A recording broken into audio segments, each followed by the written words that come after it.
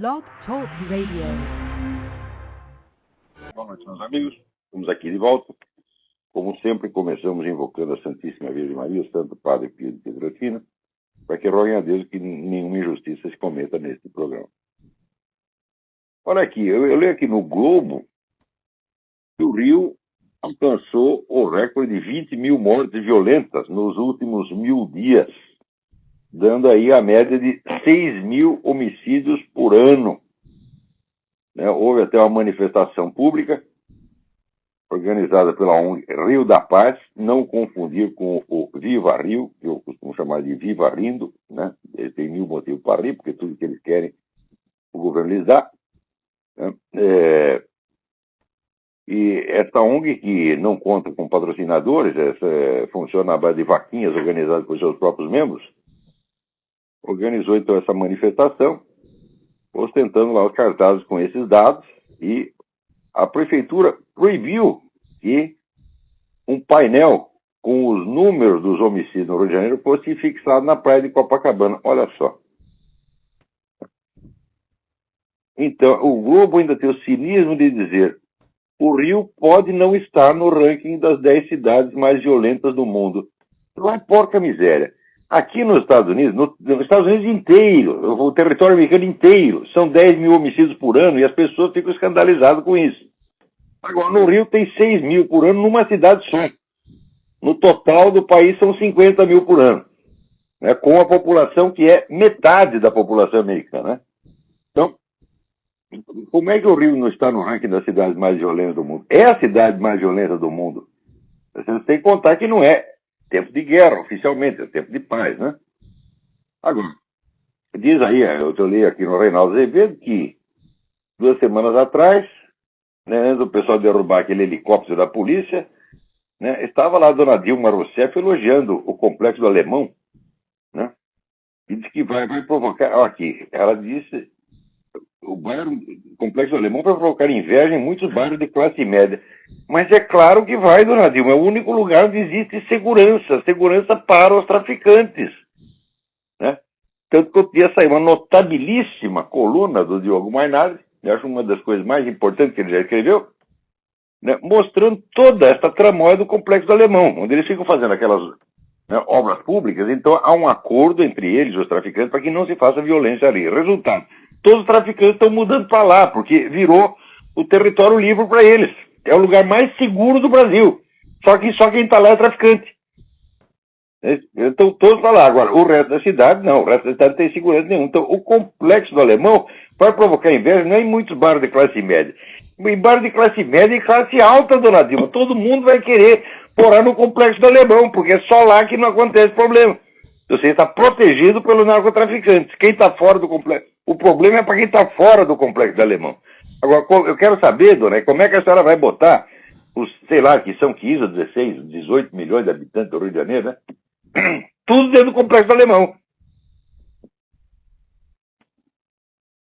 Né? E está protegido, sobretudo, porque a polícia não entra lá. Agora, analisem bem, qual é o plano. O Lula disse que tinha um plano de segurança que ia revolucionar tudo, que ia ser a coisa mais maravilhosa do mundo. Qual é o plano dele? Raios, quem é que não entende esse plano? Esse plano é assim: ele chega para os traficantes e diz: olha, vocês maneiram um pouquinho, maneiram em certo momento, maneiram no Complexo Alemão, maneiram durante a Olimpíada, e daí a gente libera as drogas, o comércio de drogas, e vocês todos virarão capitalistas bilionários, tá certo? Né? Pessoas decentes, aprovadas pela sociedade, e vai ser tudo uma maravilha para vocês. Então, este é o plano, pô. Claro que é esse o plano. Né? Só que esse plano consiste em premiar todos esses homicídios que foram cometidos. Quer dizer, como você matou gente pra caramba, agora nós transformamos você num cidadão, né, decente, benquisto pela sociedade e cheio de dinheiro no bolso. Exatamente como esse canalha quer fazer com a turma da Farc. Qual é a solução que ele supõe para a Farc? A Farc tem que se transformar num partido político. Ou seja, depois de você matar 30 mil pessoas, manter 7 mil pessoas em cativeiro durante não sei quanto tempo, né, e fazer uma infinidade de atentados e espalhar drogas por todo o continente, qual é o castigo que você recebe Você vira senador, você vira deputado, você vira presidente da República, você vira ministro de Estado e aparece na televisão, põe uma gravatinha no sujeito e ele aparece, né? Na televisão todo bonitinho. É isso que ele quer fazer com as Farc, é isso que ele quer fazer com o narcotraficante no Brasil. Agora, vai dizer que não existe parceria, vai dizer que isso não é sociedade. O complexo do alemão é a prova da parceria. Meu Deus do céu! Agora, no Brasil, as pessoas estão ficando assim, tão idiota, que você vê a causa e vê o efeito, elas não conseguem conectar uma coisa com a outra. Peraí, tem alguém na linha aí.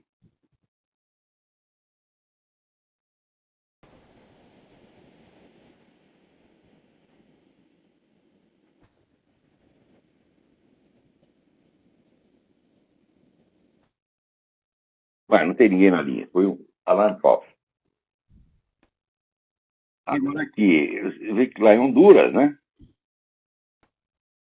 Foi assassinado lá um sobrinho do presidente Micheletti e mais um coronel do exército, né?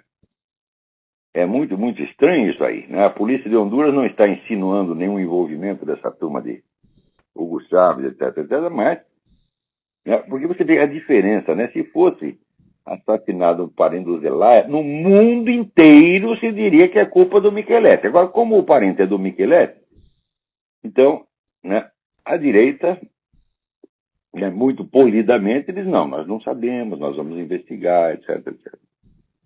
É assim que é o negócio. Essa semana está indo aqui duas revelações espetaculares. A primeira foi da irmã do Fidel Castro, né, que ela participou da Revolução, colaborou com a Revolução e tal, mas depois foi vendo aquele morticínio todo, aquela coisa toda, né? Se revoltou contra o negócio e ficou contra, né, o irmão e acabou fugindo para Miami, onde tem uma farmácia, era dona de uma farmácia. Mas ela publicou aqui ela deu aqui uma entrevista dizendo que depois que a casa dela se tornou um abrigo para anticomunistas, né? Ela foi procurada pela CIA e a CIA pediu a colaboração dela e ela colaborou e fez muito bem, que era exatamente o que tinha que fazer. Quer dizer, graças a isso, salvou milhares de vidas. Isso aqui foi esta semana que ela está com 76 anos agora, contou essa coisa. Né? Quer dizer, a filha do Fidel Castro foge dele, a irmã foge, né? Quer dizer, é uma maravilha. Você vê como é que o sujeito que trata assim a sua própria família, né, pode administrar um país, né? O Confúcio dizia que o sábio primeiro conserta ele mesmo, depois ele conserta a família, depois ele conserta a casa, depois ele conserta a rua, depois conserta o bairro, depois conserta a cidade, e assim vai até chegar a consertar o mundo. Esses caras não. Eles querem consertar o mundo primeiro, né? A família deles, e eles mesmo é o último. Quando chegar, ó, é hora de consertar o Fidel Castro, ela não precisa mais, porque já morreu faz 300 anos. Outra revelação importante que teve essa semana aqui foi o seguinte: um cidadão que é o presidente do Canadian Council of Chief Executives, é o equivalente do que nós chamamos de câmaras de comércio. Aqui tem a Câmara de Comércio dos Estados Unidos, né? Ele confirmou esta semana que ele mesmo participou pessoalmente de todos os preparativos para criar a tal da comunidade norte-americana. A comunidade norte-americana é a fusão de México, Estados Unidos e Canadá, a abolição das fronteiras e a criação, né, do monstrengo que só teria existência jurídica, porque não tem o menor fundamento cultural, nem linguístico, nem coisa nenhuma, né, nem jurídico, né? Então, eles iam fundir tudo. De maneira que esse problema, por exemplo, da imigração ilegal seria resolvido por supressão, não da imigração ilegal, mas da ilegalidade da imigração, né? Então, claro que se você fizer isso, se você abolir as fronteiras, no dia seguinte o México está vazio. Vem todo mundo para cá. É isso. Então tinha esse plano, o outro neto dele denunciou o negócio, né? Outros autores aqui também denunciaram o negócio, como Henry Lamb, e daí veio a resposta sempre: isso é paranoia, isso é teoria da conspiração, pá, pá, pá, pá.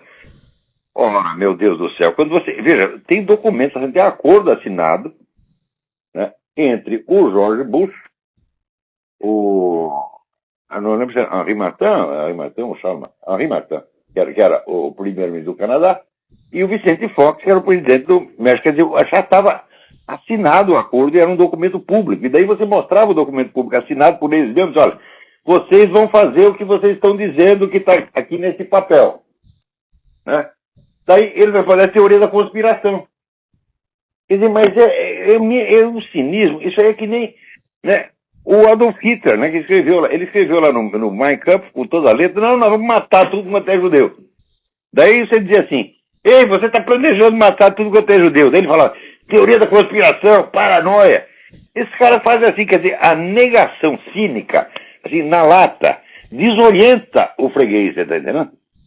Quer dizer, a cara de pau, quando transcende o limite, ela enlouquece as pessoas. Não é isso?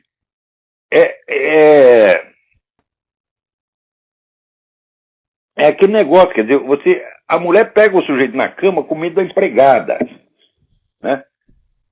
Daí ele tá lá assim, né, em míssil pênis, já tá lá dentro. Daí a mulher fala, o que é isso? Daí ele diz, não é o que você está pensando. E insiste. E você está me insultando, você está me ofendendo, você está dizendo que eu estou comendo a empregada? Como? Se ele insistir muito nisso, a mulher vai ficar em dúvida, entendeu? Eu não sei, eu não acredito mais nos meus próprios olhos, né? E daí vem aquele negócio que o Groucho Marx disse, você vai acreditar em mim ou nos seus próprios olhos. Acaba acreditando no desgraçado.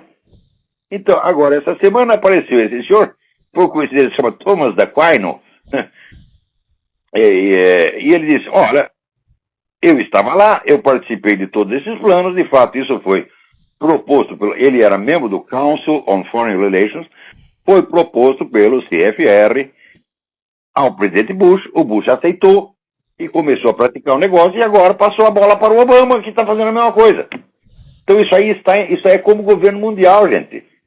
Você viu, outro dia teve esse vídeo importantíssimo do Lord Monckton, né, onde ele examinou as resoluções para, né, esse encontro internacional que vai ter em dezembro, onde a expressão governo mundial já está ali, já está usada. Quer dizer, a partir de dezembro você tem imposto mundial, você tem governo mundial, etc.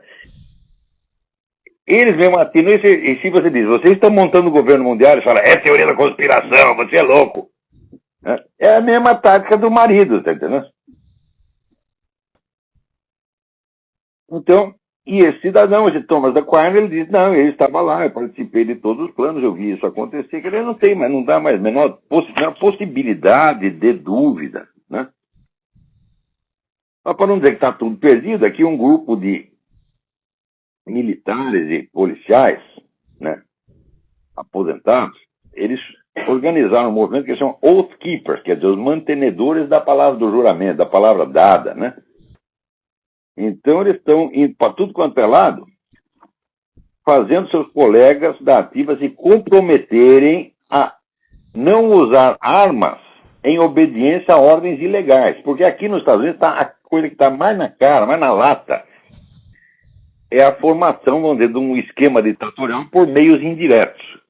São meios indiretos, né? Antigamente, você quando queria fazer uma ditadura, tomar o poder, falar, agora mando eu, acabou, é o AI-5, tá vendo? Não, agora não é mais assim que se faz, gente.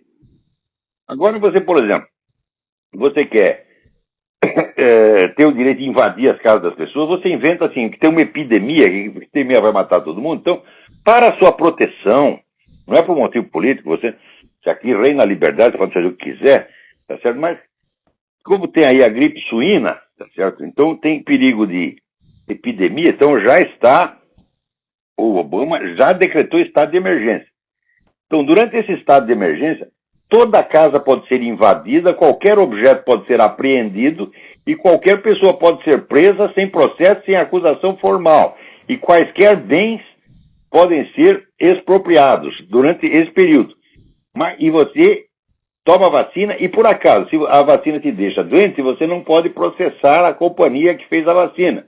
Isso está aí no texto do decreto que institui a vacinação. Se você morre, se a vacina mata você, a sua família não pode processar o fabricante da vacina e nem o governo. Então, assim, é licença para matar. Então, durante o período do estado de emergência, que provavelmente se prolongará eternamente, qualquer casa pode ser invadida, qualquer cidadão pode ser preso sem acusação, sem processo, sem coisa nenhuma, e ficar na cadeia. Isso é que nem o direito de família aqui. Direito de família aqui é uma maravilha, rapaz, é uma maravilha, né? Só avisar as mulheradas no Brasil para elas fazerem, né, a mesma coisa, né? Então, aqui é o seguinte, a mulher chega na delegacia e fala, ó, seu delegado, o meu marido disse que vai bater em mim. Ela, na hora que ela disse isto, o delegado manda buscar o fulano e diz, olha aqui, seu fulano, o senhor tem que sair da sua casa imediatamente, o senhor tem 5 minutos para sair da sua casa, não pode se aproximar dela num raio de menos de 10 quilômetros, não pode telefonar para lá, exceto em datas marcadas. Se o senhor se aproximar dos seus filhos, da escola dos seus filhos, o senhor será preso. Daí o cara diz, mas eu não fiz nada. Daí o delegado responde, mas meu amigo, o senhor não tem por que reclamar, o senhor não está sendo acusado de nada, isso é apenas uma medida cautelar. Como o senhor não está sendo acusado, o direito de defesa não faz sentido. Agora, se o senhor infringir qualquer item dessa medida cautelar, o senhor será preso. Então, em 5 minutos você perde a sua casa, é obrigado a pagar tudo, pega lá a pensão que é 70%, 80% dos seus ganhos, você não pode ver os seus filhos, você não pode pegar suas coisas dentro da sua casa, você não pode chegar perto da escola dos seus filhos, pronto, sua vida está totalmente destruída. Isso por quê? Porque a mulher falou um negócio que ela não precisa provar absolutamente. Por que ela não precisa provar? Porque, quer dizer, não é uma medida punitiva, é uma medida cautelar. Então, como? Você destrói a minha vida, tira tudo que eu tenho, me tira minha família, me tira meus filhos, me tira meu dinheiro, me tira minha casa, e diz que não é castigo. Pois é assim que a lei funciona aqui, meu filho. Então, com esse negócio de vacina, a mesma coisa. O sujeito vem, tira você da casa, tá certo? Expropria todos os seus bens, vasculha lá sua casa, vasculha seus papéis, seus computadores, sua vida privada toda, né? Destrói sua vida e diz, mas não é nada contra o senhor, isso é para protegê-lo da gripe suína. Eu digo, suíno é que inventou isso aí, porra. Né? Quando ele diz, a gripe suína é um perigo, morreu 11 americanos de gripe suína, é uma epidemia, evidentemente, né? E tem uma epidemia de sem vergonhice, isso é o que tem, porra.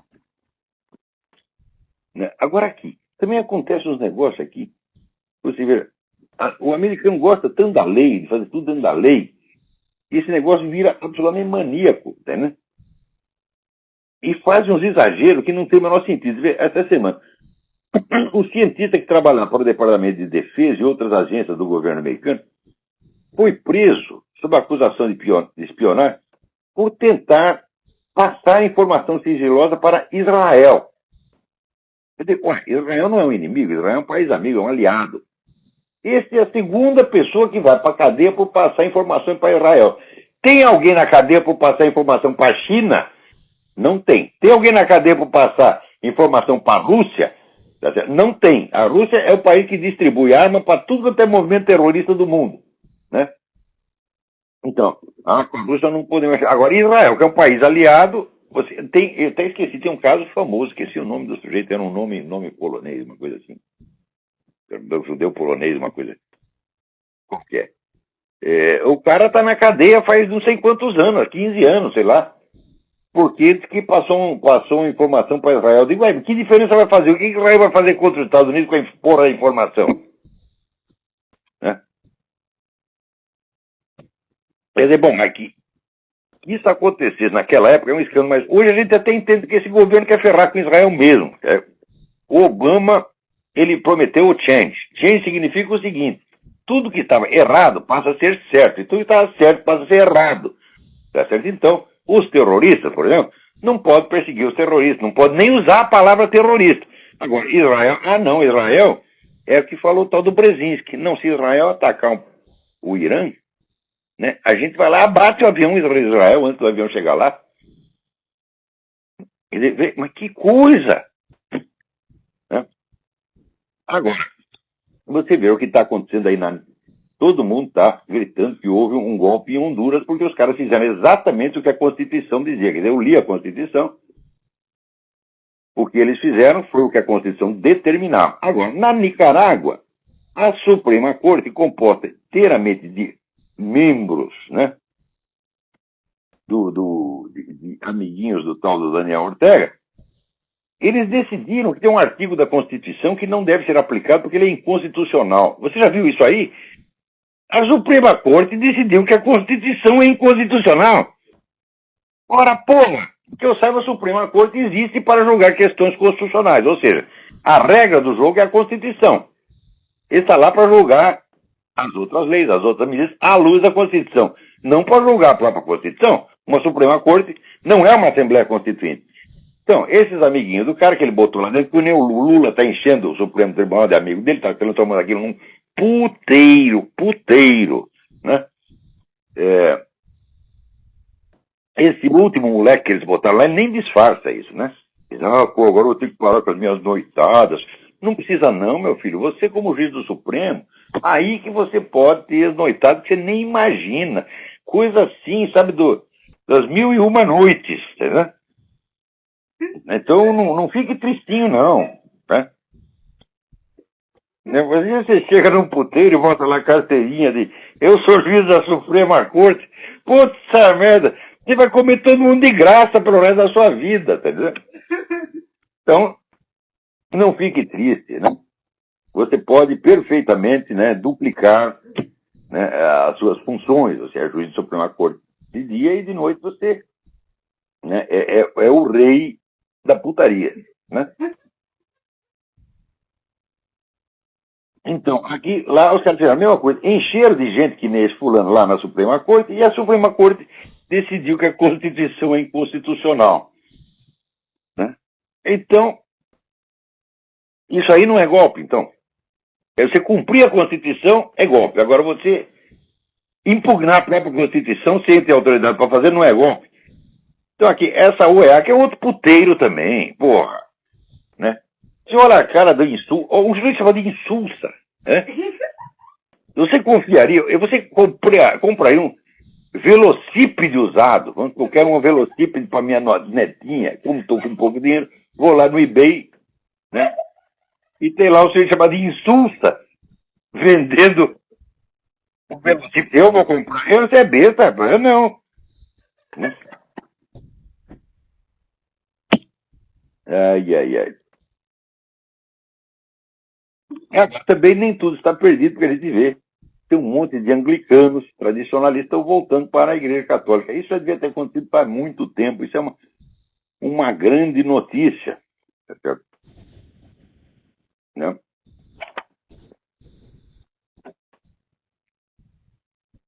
E, ao mesmo tempo, você vê, aparece aí, quero publicar um calendário na Espanha, né? É um calendário natal. Aparece os santos todos viraram santas, são todos transexuais agora, com insinuações de pedofilia no que concerne ao menino Jesus, né? E isso aí, evidentemente, isso aí não é crime de ódio, né? Isso aí não ofende ninguém. Se algum sujeito religioso se ter ofendido por isso, vai ser a mesma tática do marido, da história do Groucho Marx. Você está comendo empregado. Eu? Como? Né? Não é nada disso. Não é o que você está pensando. Então aqui esses caras fazem isso aqui. Ó, você está achincalhando a nossa religião. Vai dizer, como? Não é o que você está pensando. Você paranoico, você está me atribuindo intenções que eu jamais tive. Né? As minhas intenções foram as mais elevadas possíveis. Né? E daí você fica desorientado. Fala, será que é mesmo? Então, assim, quando o cara é cínico desse jeito, meu filho, se você der um milionésimo de miligrama de credibilidade para o sujeito, ele te endoida, ele te enlouquece. Ele põe um vírus de computador no seu cérebro que nunca mais você consegue atinar que 2 mais 2 são 4. Você fica idiotizado. Com o comportamento paradoxal, é calculado para idiotizar. O sujeito está fazendo uma coisa, né? E diz que não está, assim está na cara, está vendo. O sujeito está lá, está transando com uma vaca, né? Está comendo a vaca. Você chega lá e fala, porra, você está comendo a vaca. Fala, como? Como você ousa dizer uma coisa dessa? Né? Eu jamais faria isso. Né? É assim, porra. Daí você diz, bom, vai ver que eu estou enxergando mal, vai ver que não é a vaca, vai ver que é a esposa dele, ou o vizinho, sei lá. É outra coisa, é outro bicho. Né? É a vaca mecânica. Né? Você começa a inventar historinha para você mesmo, tá entendendo? E é assim que eles controlam a sua mente, meu filho. Isso aí é uma... Leia o livro do Leon Festinger, né? Teoria da dissonância cognitiva, está tudo lá. Quer dizer, quando você começa a dar muita informação paradoxal para o sujeito, você estupidifica o cara, porra.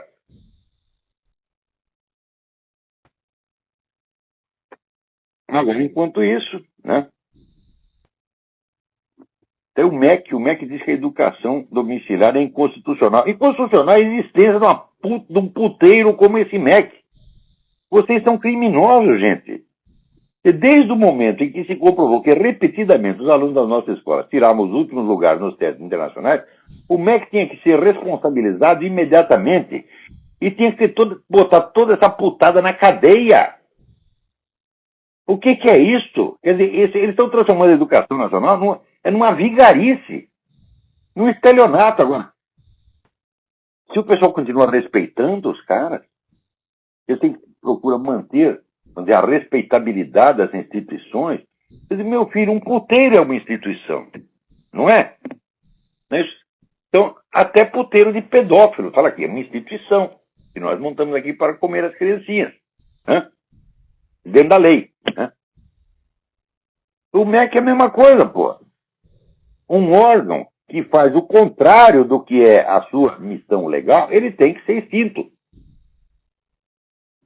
Então, se é para o órgão continuar, então os camaradas, os ocupantes dos cargos, têm que ser processados e punidos na forma da lei.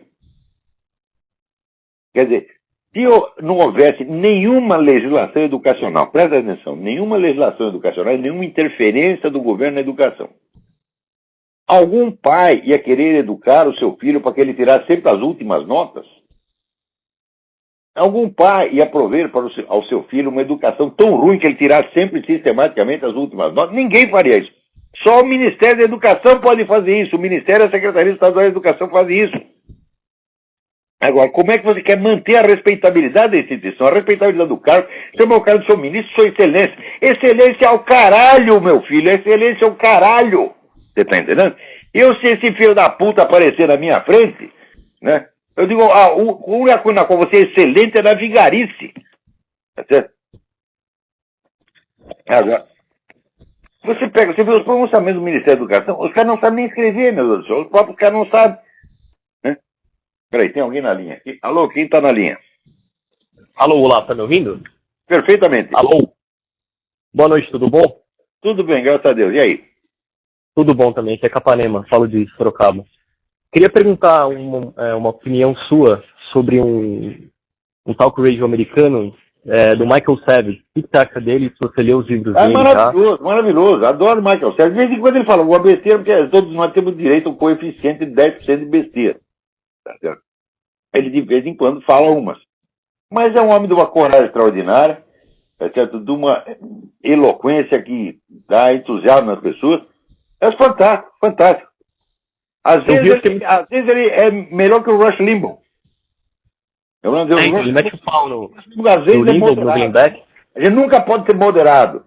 Né? Você ser moderado perante questões como essa, por exemplo, que eu estou falando da comunidade norte-americana, tá certo? Ou da reversão da política externa americana, não tem que ser moderado. Como é que você vai ser moderado com a questão dos documentos do Obama? O cara não apresenta um puto no documento e quer ser presidente da República? Como é que você vai ser moderado com isso? Tem que cuspir na cara, porra. Né?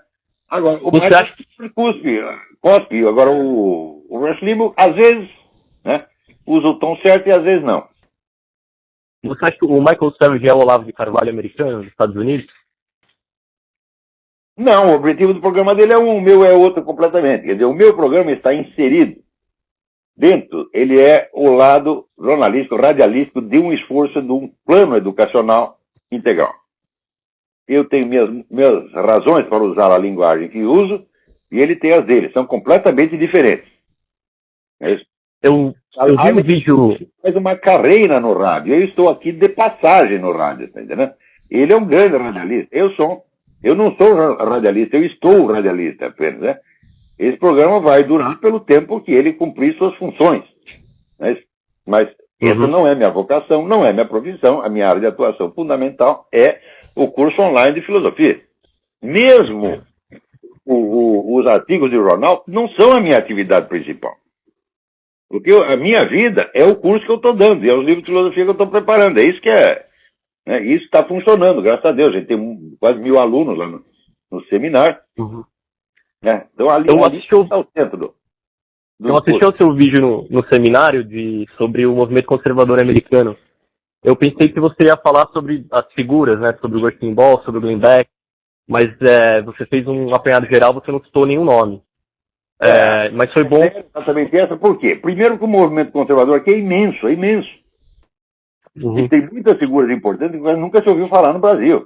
Eu tenho, por exemplo, quando apareceu, por exemplo, o nome do Alan Keyes, ninguém tinha escrito de Alan Keyes no Brasil. Agora, eu sei o seguinte, eu escrevo um nome lá, no dia seguinte todo mundo começa a falar daquele sujeito como se fosse coisa arquissabida há décadas. Até as minhas expressões, né?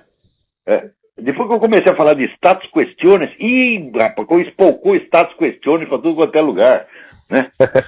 Agora, o Merval Pereira até ganhou um prêmio por causa dos artigos que ele escreve sobre o Foro de São Paulo, com apenas 10 anos copiando os meus artigos, pô, e ganha prêmio. Então, o Brasil é um mundo onde nada se cria, tudo se copia. Entendeu? Só para fechar a pergunta, então, sobre o Michael, no fim desse vídeo você explica como é que deve ser o combate, né? Que tem que ter um combate pessoal, cultural. Vezes, o Savage acerta o tom, muitas vezes. Eu não assisto todos os programas dele, tem gente que assiste, né? Mas, eu só queria saber se o combate que ele faz... Ele faz a coisa certa. O combate que ele é um exemplo daquilo que você citou no vídeo, se aquilo é o certo, e na jugular, assim. Eu acho que pelo menos é o estilo certo. Eu não posso dizer que tudo, materialmente, a substância do que ele diz, cada frase está certa, não posso dizer. Mas o estilo, o tom é o certo. Né? Agora, eu vou tomar mais umas lições com o Alborguete, tá entendendo? Para mim, o grande radialista do mundo foi o Alborguete. Ele só não é conhecido no mundo porque, sabe, o Brasil é o túmulo, né? Tudo que se faz no Brasil... Concordo. Né? O Brasil, assim, ele tem o seu mercado intelectual próprio, né?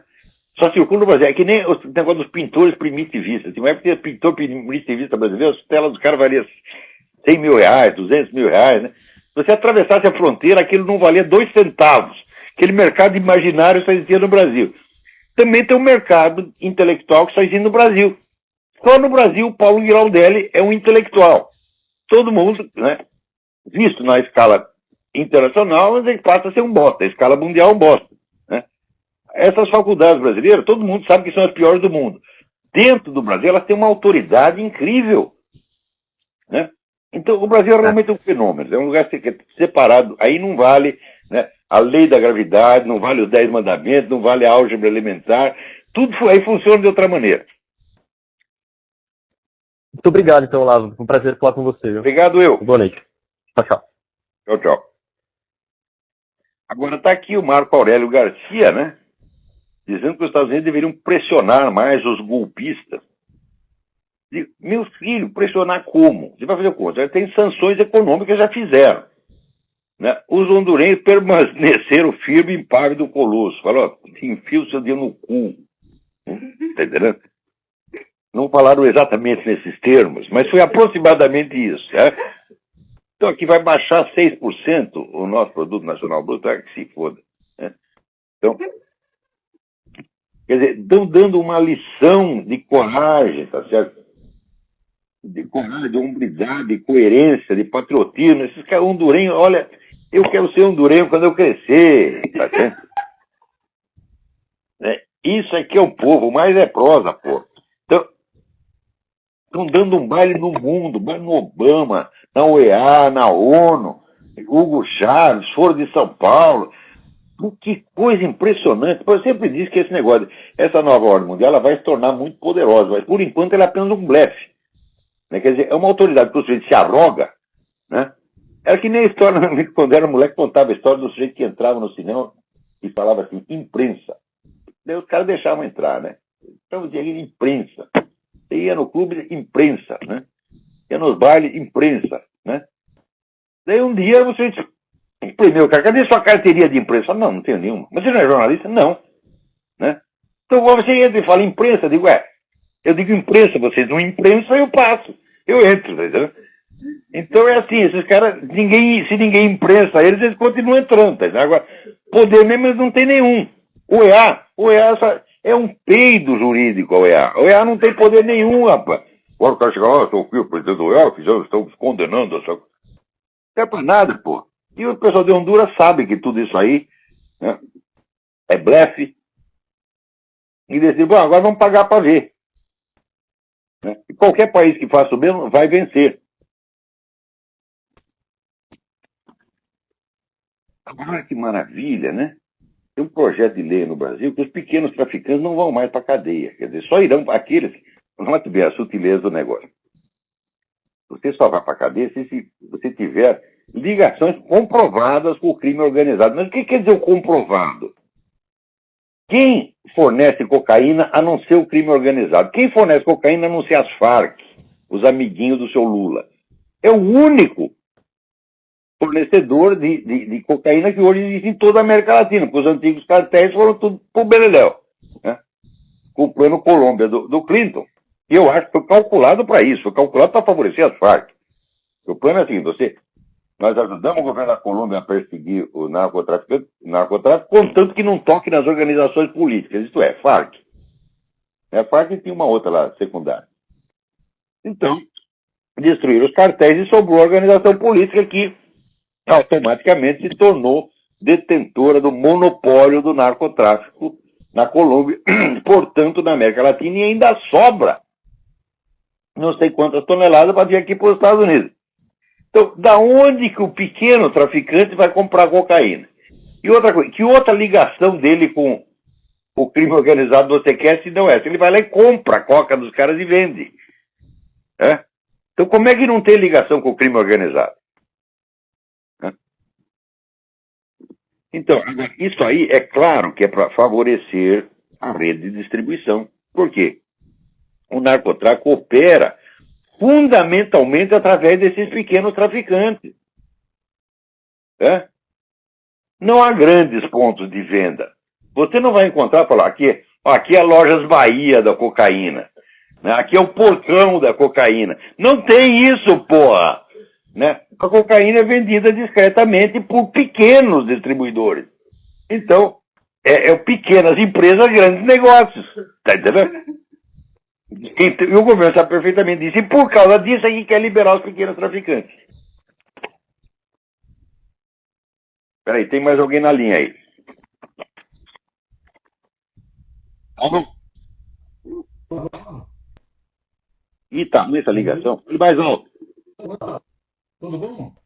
Tudo bem? Estava escutando. É que é Cristiano, de Campo Grande. Fale bem mais alto. Eu estou ouvindo, mas muito mal. Tá dando eco esse negócio. Pera, deixa eu abaixar. Melhor agora? Melhorou. Alô? Caiu a ligação. Estava muito ruim a ligação mesmo. Tem mais outra pessoa aí na linha. Alô? É o Otávio, do Rio de Janeiro. Otávio, tudo bem?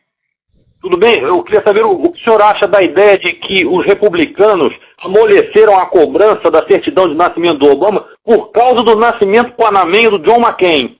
Não, porque o nascimento panamenho do John McCain não tinha nada de ilegal, porque ele nasceu dentro de uma base militar americana que é considerada território americano. A lei é muito explícita nisso. Agora, o fato é que o McCain teve que provar isso muito bem provado. Então, a certidão de nascimento original dele, dizendo que ele nasceu na base tal, na cidade tal, no Panamá, tá explicado. Né? Como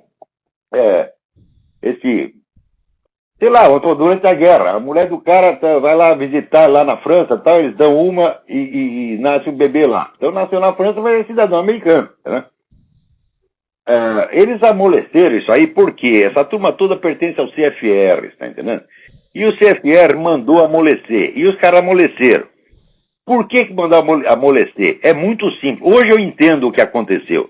Os caras sempre souberam que o Obama, os papéis do Obama não estão em ordem. Sempre souberam. Mas eles quiseram criar uma crise para criar, vamos dizer, uma espécie de queda de braço entre a presidência e a Constituição para quebrar a espinha da Constituição. É exatamente o que eles quiseram. Foi tudo premeditado. Para mim, eu não tenho a menor dúvida.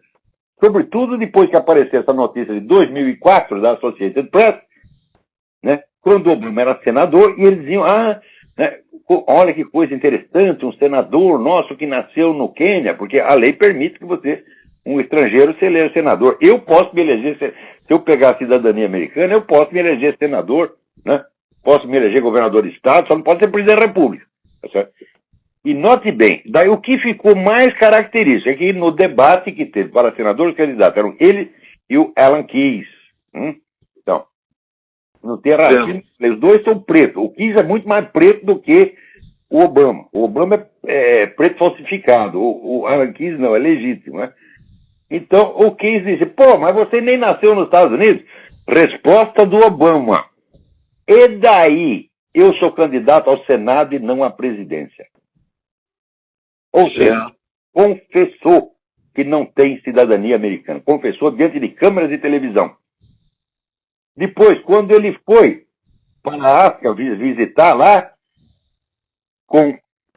saiu também nos jornais, saiu nos jornais do Quênia, saiu nos jornais de Uganda, saiu tudo quanto é parte. O senador americano Barack Obama, nascido no Quênia, está aqui visitando. Quer dizer, uma coisa pública e notória. Agora esse cara vai dizer que não sabia. Olha, eles aprenderam com Lula essa história de não saber de nada. Então tudo isso foi planejado. E tem muito cara no Partido Republicano que não é que ele é covarde, não. Ele está sabendo o que está fazendo. Está obedecendo o CFR. Quando o CFR não é o órgão que decretou que o Foro de São Paulo não existia, mostrava todas as atas, mostrava fotografias dos caras reunidos, né? Mostrava o discurso do próprio Lula confessando todas as atividades do Foro de São Paulo. Aí chegava o CFR e usava aquela tática do marido da mulher, né? Eu comendo a empregada, não, mas você está aí na cama com a empregada? Não, de maneira alguma, você que está vendo coisas, né? Então, você vai acreditar em mim ou nos seus próprios olhos? E aí os caras usam essa tática e daí fica todo mundo estupidificado. Olavo, só queria fazer mais uma pergunta.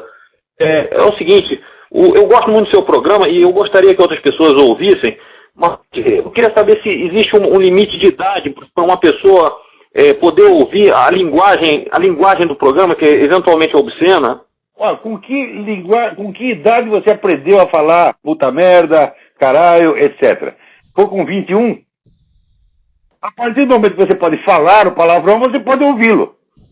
Agora, se vierem com uma lei idiota, não, é proibido para menores porque tem palavrão. Eu digo, então quer dizer o seguinte, as criancinhas podem falar palavrão, mas não podem ouvir. Então, qual é a resposta, pai? Essa resposta é vai tomar no cu. Tá certo? É isso que você tem que responder. Tá certo? Olha, eu sei o seguinte, eu sei que quando eu tinha 5 anos de idade, o meu pai juntou eu e meu irmão e ensinou todos os palavrões que existiam. Eu lembro que a minha tia chegou em casa e ela ouviu, né? Tava meu pai trancado no quarto e todo mundo rindo, né? Meu pai e a criança rindo pra caramba. Minha tia falou, o que está acontecendo? Daí minha mãe falou, ele está ensinando todos os palavrões pra... A minha tia ficou horrorizada, tá certo? Mas se eu aos 5 anos de idade podia saber essas coisas, né? Qual é o problema? Agora, tem muita coisa que eu não sabia, apesar de saber os palavrões, né? Eu, aos 8 anos de idade, quando fui confessar pela primeira vez na igreja católica, o padre perguntou, você fez porcarias? Eu não sabia do que ele estava falando. Eu jamais poderia imaginar, né? Fazer porcaria para mim era fazer cocô, pô. Mas que eu podia imaginar, a única porcaria que eu sabia que eu fazia era cocô. Mas falei, não deve ser disso que ele está falando, deve ser alguma outra coisa esotérica, muito elevada, que está acima do meu QI.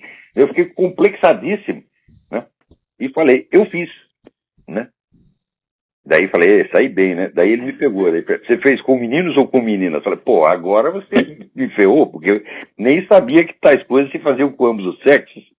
Nem eles passaram 3 anos antes que eu soubesse o que ele estava falando. Então, mas os palavrões em si mesmo eu sabia todos. Então,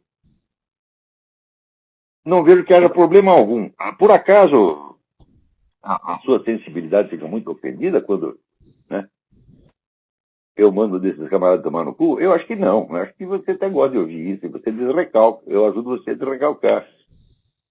Olha aqui, vê se não é para mandar tomar no cu. Agora, o Jornal do Brasil, que acabou com minha coluna por falar demais desse negócio de Folha de São Paulo, porque eles não gostavam, foi lá manchete os dias das Farc para os moros do Rio. Ora, eu dizia isso 3 ou 4 anos atrás no Jornal do Brasil. E fui punido por isso. Então, a técnica é o seguinte: chega lá o sujeito que sabe mais do que você some com ele e daí você faz de conta que você sabia o que ele sabia. Isso é o jornalismo no Brasil. Né? É aquele negócio do Albert Einstein, que diz, o segredo da genialidade é ocultar as fontes. Então agora está cheio de gênios no Brasil, essa turma do Jornal do Brasil, turma do Merval Pereira.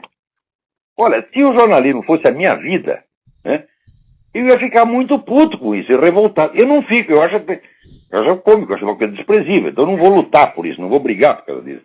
Mas se o jornalismo fosse a minha vida, eu ia lutar por isso, sim. Né? E ia, como é que se diz, protestar essa turma toda, porque o que fizeram com as minhas colunas lá foi sacanagem mesmo, né? Peraí, tem mais alguém na linha. Alô, quem é? Fernando aqui de São Paulo, tudo bem? Fernando, tudo bem? Tudo jóia. Ô, professor, numa gravação antiga do seminário, o senhor disse que teve que tomar 4 engolves para votar no Fernando Henrique contra o Lula, né? Eu quero saber quantos engolves o Brasil vai ter que tomar para escolher entre Serra e Dilma, professor? Puta, não há engolve que chegue, rapaz. Como é que a gente faz? O senhor acha que tem alguma perspectiva de melhora se o Serra ganhar alguma coisa ou praticamente fica a mesma coisa? Não, mas você vê, aí em São Paulo, o Serra teve uma política de segurança que a gente não pode deixar de reconhecer que foi boa. Ele até conseguiu praticamente diminuir a criminalidade no Estado. Mas em escala federal não vai poder fazer isso não adianta ele querer. Porque o fato é o seguinte, o PSDB, embora seja um partido tão esquerdista quanto o PT, e embora tenha com o PT uma série de acordos no sentido de dividir todo o território político nacional, na estratégia das tesouras do Lênin, formalmente o PSDB não pertence ao Foro de São Paulo, então ele não tem aquele compromisso que o Lula tinha. O Lula não pode fazer nada contra o narcotráfico, porque senão a Farc cai de pau nele. Né? E a Farc sabe como é? Eles são especialmente violentos contra os amigos que os traem. Né? Tinha um Partido Socialista lá na Colômbia que apoiava a Farc, depois deu para trás. Eles acabaram com o partido numa só noite, mataram todo mundo. Nossa então, Senhora. Sabe como é que é o negócio? Né? Quem tem puta tem medo. E político tem 2, 3, 4 putas. Né? Então, então o Lula não vai fazer nada com o narcotraficante por causa disso. Agora o Serra não tem compromisso com eles, então ele poderia fazer. Mas em escala federal não vão deixar fazer de jeito nenhum. Então, o governo Serra vai ser igualzinho ao governo Lula, mesma coisa. Agora, professor, o senhor acha também que como o Lula praticamente já dominou toda a burocracia estatal, sindicatos, entre aspas, os movimentos sociais que eles inventam, evidentemente, vai ser praticamente um inferno o governo Serra, praticamente, ou não? Não, mas é exatamente. Quem domina o funcionalismo público domina o presidente da República, tá entendendo? Então o Serra vai chegar lá e vai ter que dizer amém a essa coisa toda. Mas ele não vai ficar muito contrariado disso, não. Porque ele é tão esquerdista quanto eles. Pode ficar um pouquinho enciumado. O único problema que existe entre o PT e o PSDB é um pouquinho de ciumeira, só isso. Porque um tem mais cargo que o outro, ganha mais dinheiro que o outro, é só isso. O próprio FHC já confessou. Não há entre nossos partidos nenhuma diferença, nem ideológica e nem estratégica. Nós queremos a mesma coisa pelos mesmos meios. Agora existe um problema de disputa de cargos. Nós queremos os cargos e nós queremos o dinheiro dos cargos. Vocês estão pegando todos. É por isso que a gente está revoltado. Agora, o professor, numa escala internacional, observando mais ou menos esse movimento globalista, a gente pode dizer que o Lula é até um cara de direita, no sentido de ser o homem do capital internacional no Brasil, e o Serra, por incrível que pareça, ser um cara de esquerda ou não? Não, eu acho que daí, nesse caso, as categorias não se aplicam. Porque o projeto globalista é um projeto socialista. É um projeto de controle da sociedade pelo governo. A única diferença é que está transferindo do governo nacional para o internacional. Então, às vezes, você vê, o pessoal liberal, por exemplo, quando vê alguém atacando a autoridade estatal, fica contente. Agora, uma coisa é você atacar a autoridade estatal para você favorecer a liberdade dos indivíduos. Outra coisa é você enfraquecer a autoridade do Estado Nacional para favorecer o Estado Global. E os nossos liberais, eles não percebem essa diferença. Não percebem isso, professor? Que coisa incrível. Outro dia eu estava conversando com um grande cérebro que tem aqui, Max Singer, que é um homem do Hudson Institute. E ele disse, olha, existem duas, uma coisa é a globalização de mercado, quer dizer, você ampliar os mercados, isso é bom para todo mundo, distribui riqueza, melhora, prospera, como aconteceu na China. Outra coisa é governo global. Nós temos que desligar uma dessas coisas da outra. Eu digo, mas é difícil desligar, porque o próprio sucesso da economia globalizada desperta e fomenta essas ambições psicóticas de querer mandar no mundo. Eles pensam assim, olha, se nós podemos ganhar dinheiro por toda parte, por que nós não podemos mandar em todo mundo? Não é muito simples? Quanto mais rico fica, mais filha da puta. É verdade. Tá bom, professor. Obrigado, um abraço. Eu sou aluno do curso, meu irmão também é engenheiro, tá fazendo também parabéns por essa generosidade do senhor em dividir esses conhecimentos do senhor com a gente aí. Um abraço, viu? Obrigadão. Um abraço, até logo, tchau, tchau. Olha, agora o Hugo Chávez não quer que os caras tomem banho por mais de 3 minutos. Né? Deve ter um tempo para você defecar também. Se não saiu em 10 segundos, levanta daí. Enquanto isso, em Cuba falta papel higiênico, né? Puta vida, tá ruim. Tem mais alguém na linha? Alô, quem é?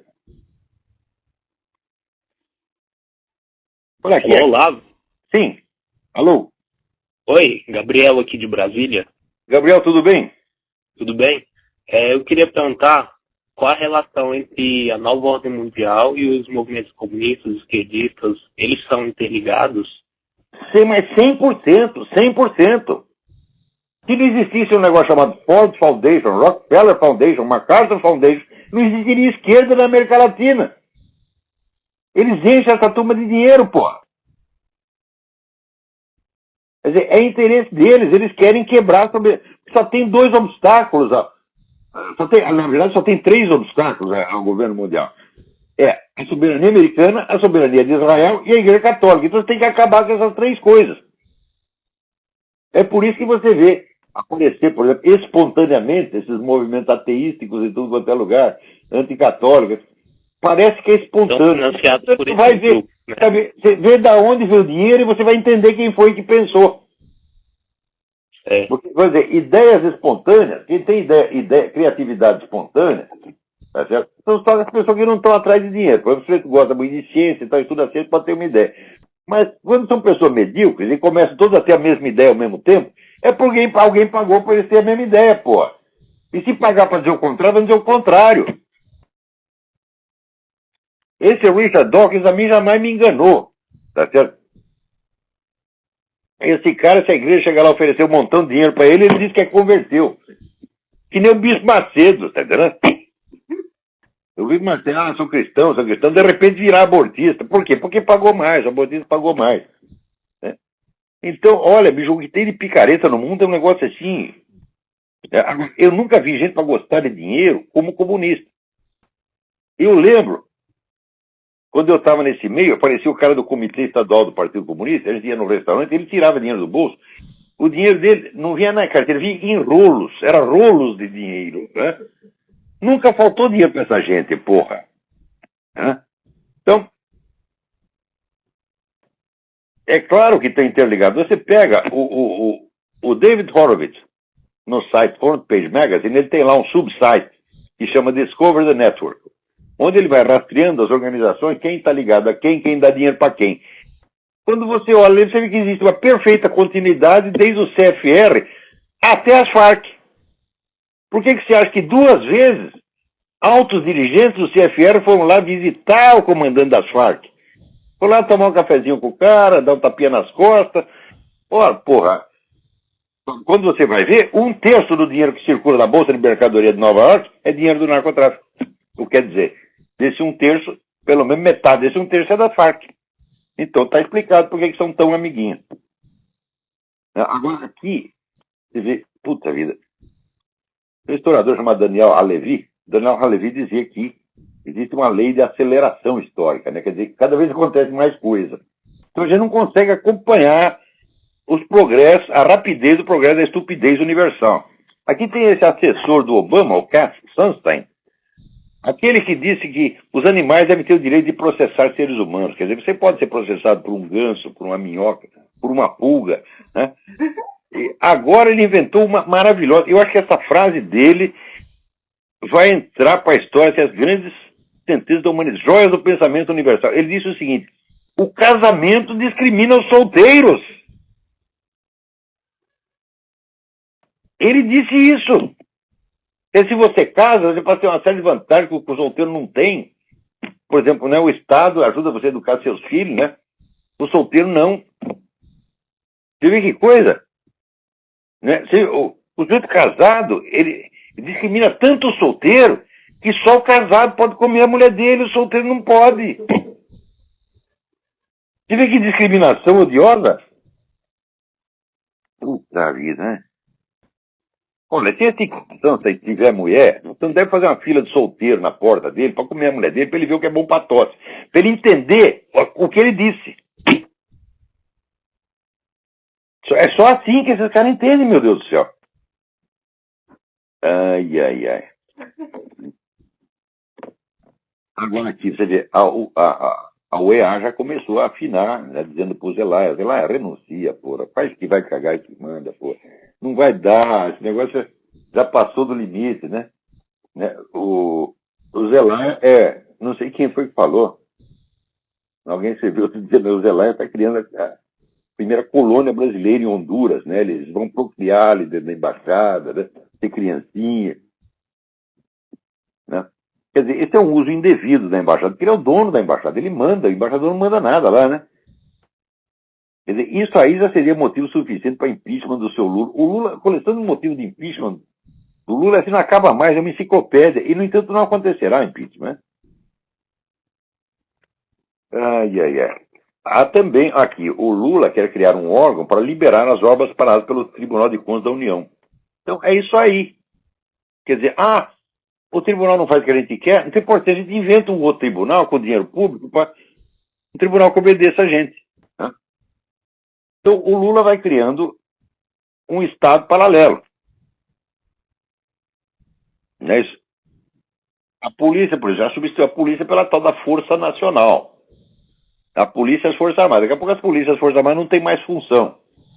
Só está lá a Força Nacional, que é para proteger os traficantes do Complexo do Alemão. Né? Agora, essas obras irregulares que teve, vamos dizer, roubalheira, né, ele quer liberar para poder continuar a roubalheira, porra.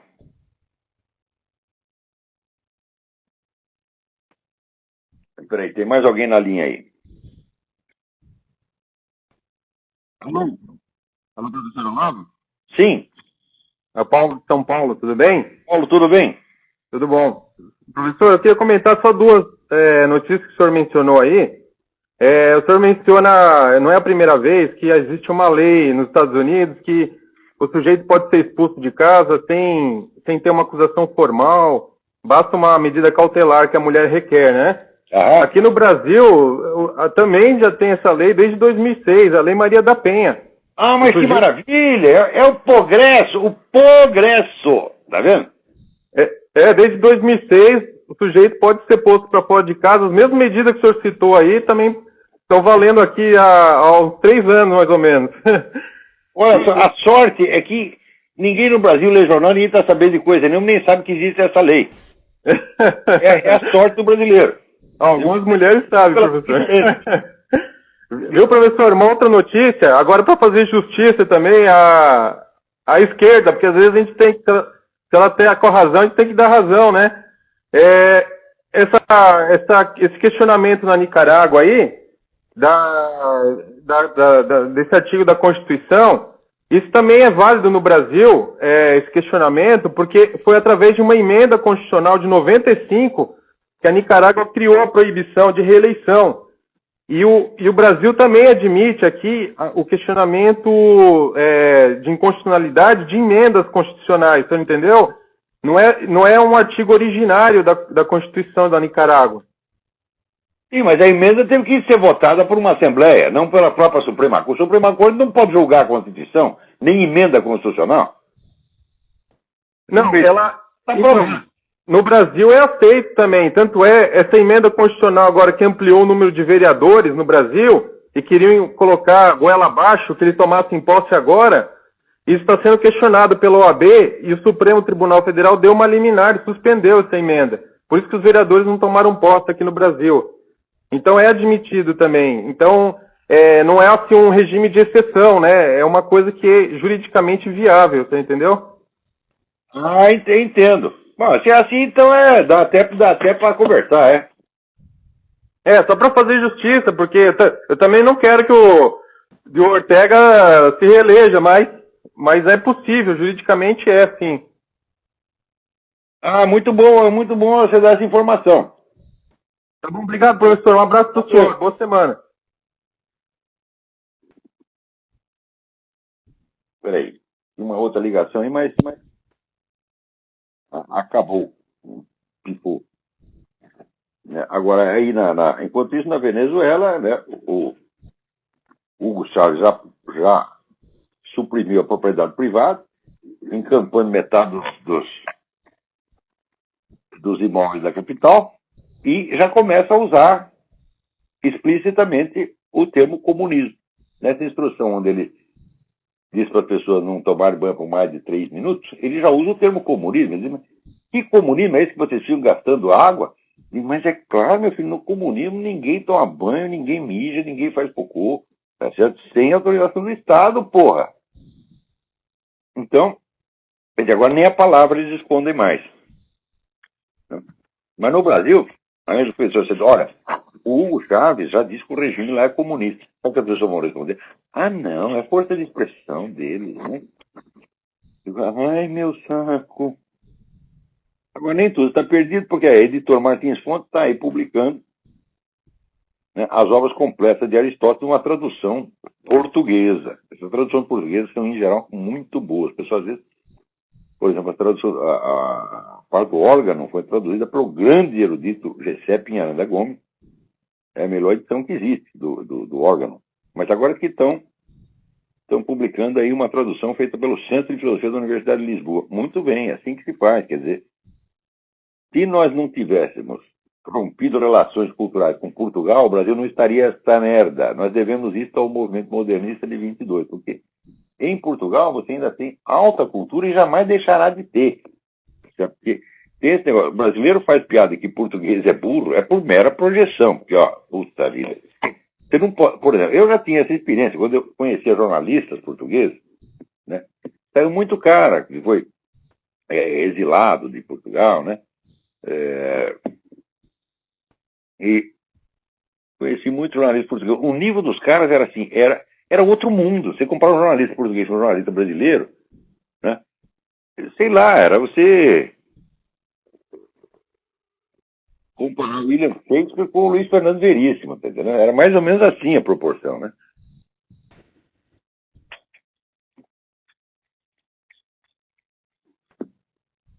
Acabou o nosso tempo. Então, até a semana que vem. Muito obrigado.